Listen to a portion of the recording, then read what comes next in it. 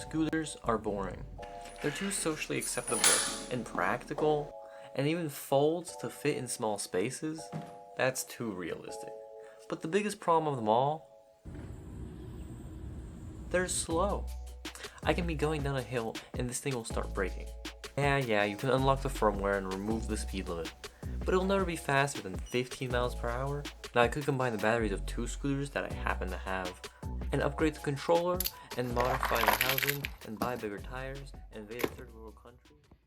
Then I came to the realization, this thing is sketchy as, and the tiny little rubber wheels really make you feel every single bump. And the wobbly steering does not inspire confidence. One medium-sized pebble, and you're done. If only there was something that could go faster, and had nicer wheels. Boring, lame, everyone and their grandma has one. I want this.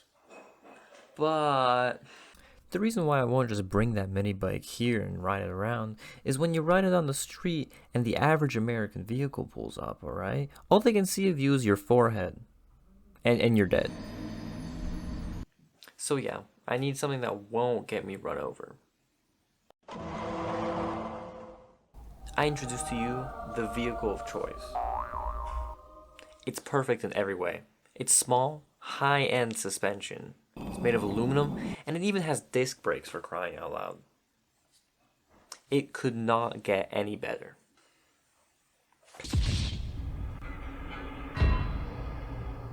Anyways, after stealing the bike from a small child, the wheels are so much better. You can't even say they're not.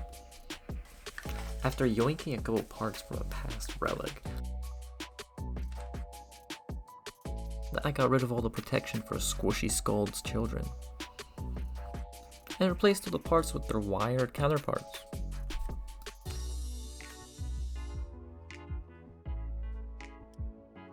Now all I had to do was mount this big sprocket for the motor onto the wheel. This proceeded to be the single worst part of this entire project, and you're gonna see all the other problems I had. The plan was simple, okay?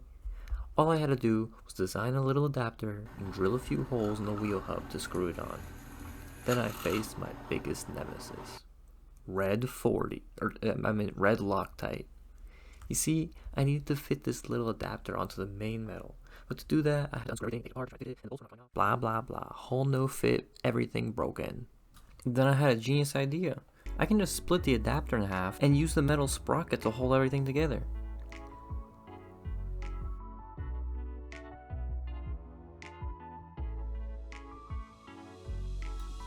Everything was great until I realized the sprocket didn't fit the hub either. So I took everything apart again. And then back together.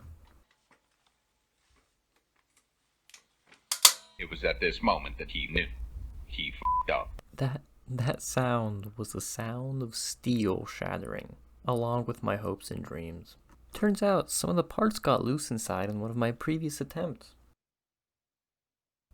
I very quickly learned how a coaster brake works after digging through what can only be described as cursed black goop to try and reassemble what was left. I want you to feel my pain. I did this for 10 minutes, every time I had to loosen one of those nuts.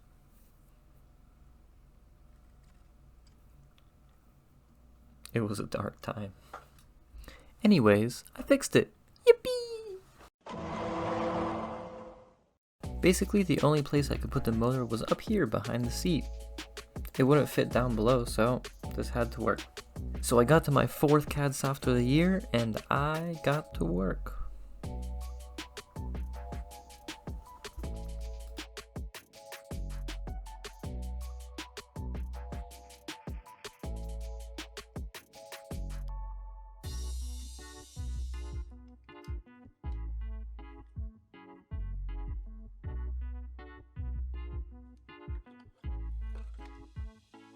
Okay, so status update.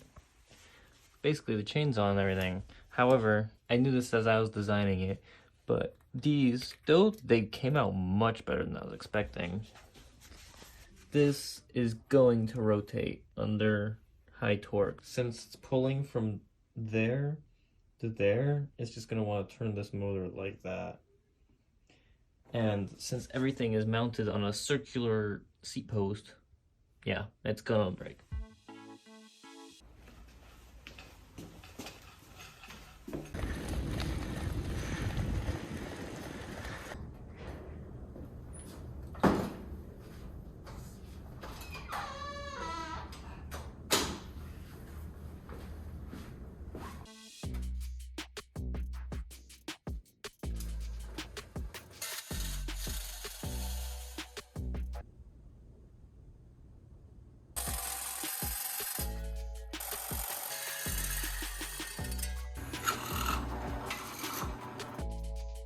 Basically what I did to fix the motor turning problem was I cut this big aluminum plate that fits in, and it fits right in the thickness of the back so that if it does bend, the plate stops it from turning in either direction because it's up against the sides of the bike here.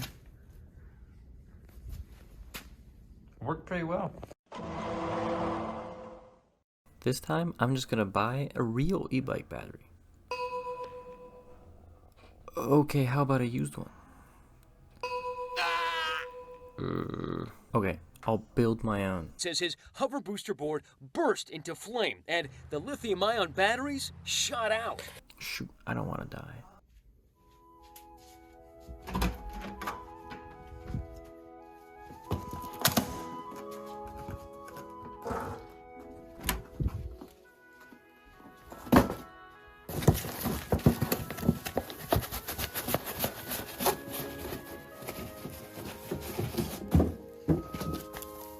Okay, hear me out. I didn't technically build this battery. It was built by professionals. And it spent a couple years as a server backup. All it needs is a BMS, right? And then it'll be safe. Well, more protected. When I inevitably do something stupid.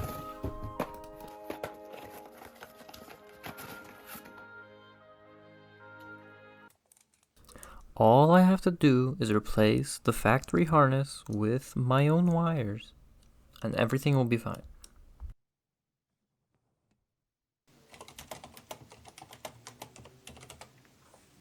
One to one, two to two, and so on. It's pretty simple. Right?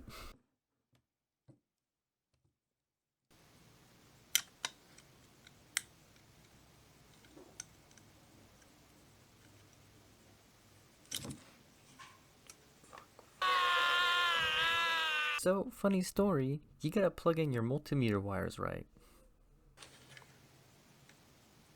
The polarity's wrong. I have to rewire the entire thing. Wait a minute, this seems familiar. Wow, look, it's working now. No time has passed. I don't know what you're talking about. And a nice voltage meter has appeared. I even designed these nice end caps to keep everything secure and spaced out.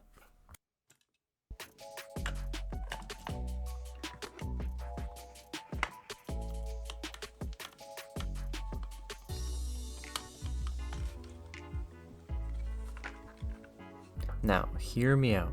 I was going to enclose the rest of the sides with some thin plywood, but that's technically flammable and not waterproof, you know? So I had a genius idea of where I could get some cheap plastic. Had nothing to do with the fact that it was 50 cents. Hey, I swear it was a good idea. I gotta bend it somehow.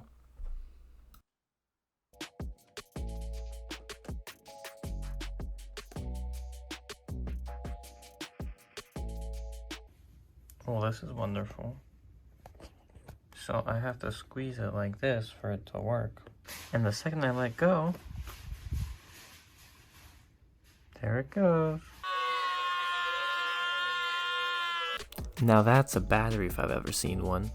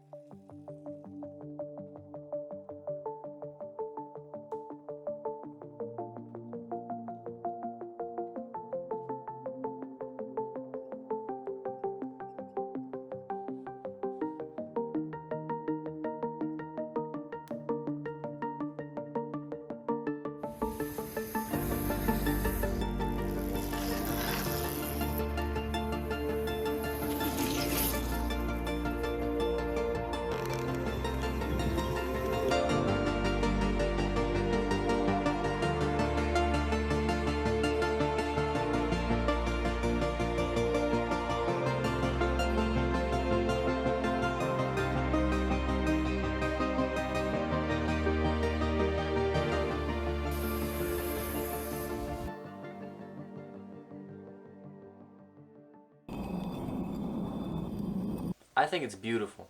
There's nothing that needs to be fixed. It's perfect in every way. Okay, to be honest, it goes much slower than I expected.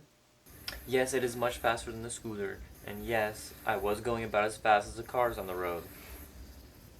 But this motor has gone much faster before. What I realize is Anyways, what do you think the next steps should be? Come on, say it out loud. I'm listening. Wow, great minds think alike, huh? Make it autonomous, obviously.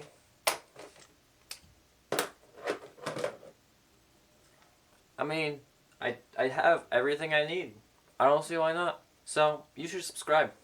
And maybe, just maybe, someday in the future, that might be a thing. Well, thanks for watching my shenanigans and my crippling mental state, and I hope to see you soon. Bye!